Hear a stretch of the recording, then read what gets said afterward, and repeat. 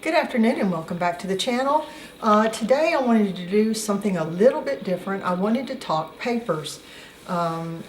Periodically, you have to take time off and create papers that are unusual that you want to use. And that's what I've been doing for the last couple of weeks, is playing around with the different ways to do paper. And what I'll start out with is I'll get to the bottom of this stack and talk about a little bit about marbling. I do traditional marbling, but I have learned a few things over time. And one of those is that if you want these bright copper and metallic colors, you need to print on dark paper. Something that, starts life out being black, or to get really vivid reds, you need red paper. Because if you do not, these are the same paint colors, the same yellows, the same 2 or 3 different colors of reds on this paper as this paper, but this paper started out life being white. And the reds go pinky. So if you want some really vivid, sharp reds, my suggestion would be to use dark pigmented papers. So the papers I use are the Canson. This one says pastels, but you can buy a pack of any kind of color, and I'll buy a pack of pastels to do various colors that I want the background to be, say, green or blue or whatever. And then I'll buy a package of black, a package of red, a package of dark brown before I start my marbling runs. So that is one thing I wanted to talk about marbling. The other thing of it is that thanks to a nice lady called Pat Thomas, who lives in Gatlinburg, Tennessee, and teaches at John Campbell Folk School, she talked about marbling other surfaces. So I use this little box to store my mini tones in, and it's marbled all the way around. My husband is a wood turner, which is one of those fortunate things that I have a woodworker in my immediate vicinity at all times to cut boards for me and do all sorts of things. But I started marbling his turnings. And then this is a piece of leather. So I can make a journal cover with the leather that is also decorated in marble. So think outside the box when you learn to do any kind of paper decorating, because you can end up with all sorts of fun items. Another thing I wanted to talk about was Tyvek. This is a Tyvek envelope. I cut off the flap and the bottom. This is the glue line here, all these little dots. And then I used acrylic, Liquitex acrylic inks and a makeup sponge and colored the Tyvek. I have used these to make envelopes and pockets, and also spine reinforcement. And I know some people have taken Nick's, the Booksmith's classes, and there's one place where she has you use Tyvek as a spine reinforcement, but if you leave the Tyvek that bright white and it contrasts with the darkness of your boards, sometimes you can see that through your fabric lining. But if you just take 1 dropper full of ink, did all of this from each color. So 3 dropperfuls of ink and I could color the whole page. So this stuff goes a really long way. And then, if I've got a darker, need a little bit darker or colored background to make my fabric lining not have where you can see through, I can color the Tyvek reinforcement any color that I want, but I can also play around with doing just some various colors to make the pockets and the envelopes that go inside my journal. So that's Tyvek. Now I was playing around with various forms of eco printing. And believe it or not, these are all kind of eco print, whatever. This is from a class online that Jibbid Aniri demonstrates. And I mean, it's a freebie, it's one of her YouTubes, and I'll link that below the video. But in that, she was using all sorts of kinds of inks. And this is a batch I did where I used a combination of distress sprays and Lindy's.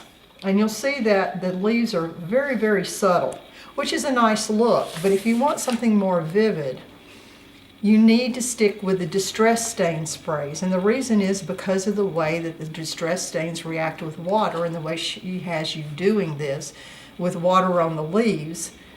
It really makes a big difference in the way that you get these really sharper pictures of the leaves.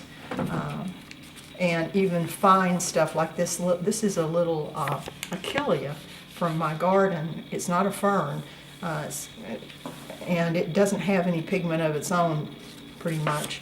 But it showed up in these kinds of prints. So then you can get those kinds of printed papers. And then I have done a couple of different styles of the traditional eco printing.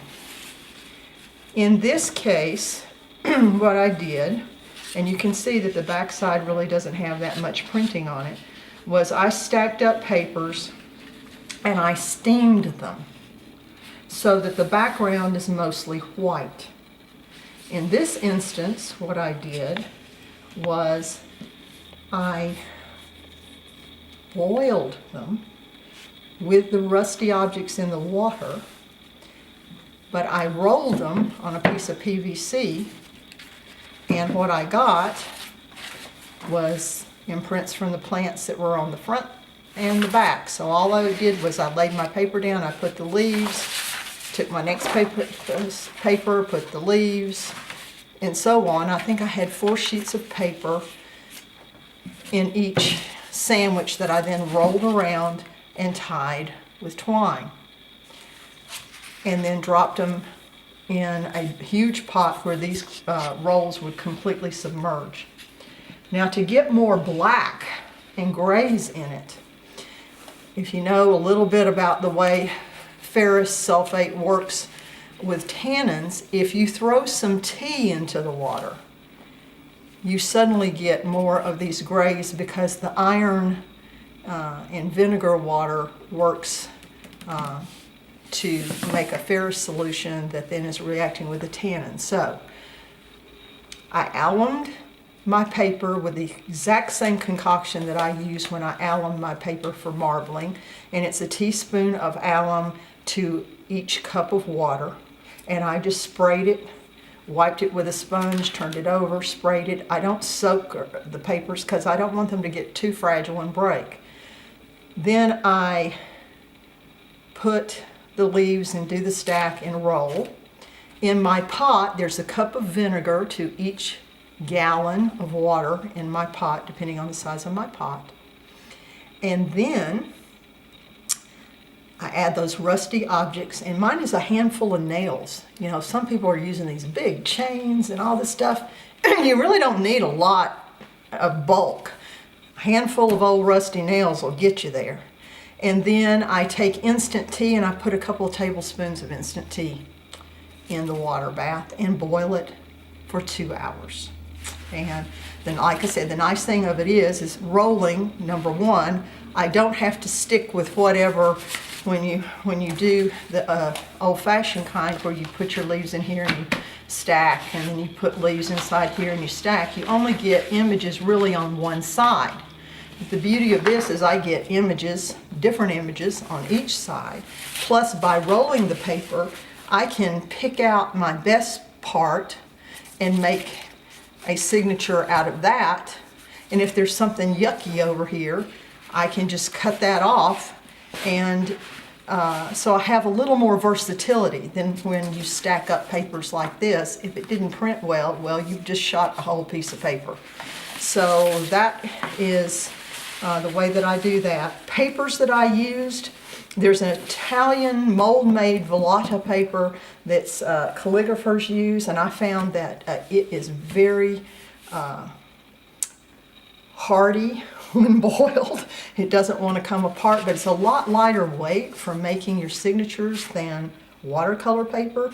And then also the Canford paper, not their cardstock, that's too thick, but their paper is the other paper that I used here. And it's the shorter ones. So you can see this is the Volata and this is the Canford, and they equally printed really well. This one's got more purple than that because this particular plant that I don't even know what is, it's a weed in my yard, gave off purple. So when I did my second batch, guess what? More of this was in the mix. The other thing that I have done is rusting. And that's where you take and you lay your paper out and you put rusty objects on there and you spray it with vinegar and you get all of this kind of stuff. And that's all fine, like if you want to do steampunk or whatever, but say you're doing your botanical journal and you want to do eco printing with rusting. Well, you can do that. The little leaves underneath these flat metal objects acted as a resist. So when I sprayed the thing with vinegar, laid my little leaves down, put these flat objects on top, sprayed it with more vinegar and let it all do its rusty thing, lifted it off, I had eco prints from doing rusting. So I just think that's pretty cool that you can do all sorts of kind of papers and end up in all sorts of different directions. So have fun playing with papers, trying things out, watching YouTubes, and I will put, like I said, the links to Gibbet's class. I'll write down those recipes that I use for this kind of printing, and you can take it from there. Have a great day.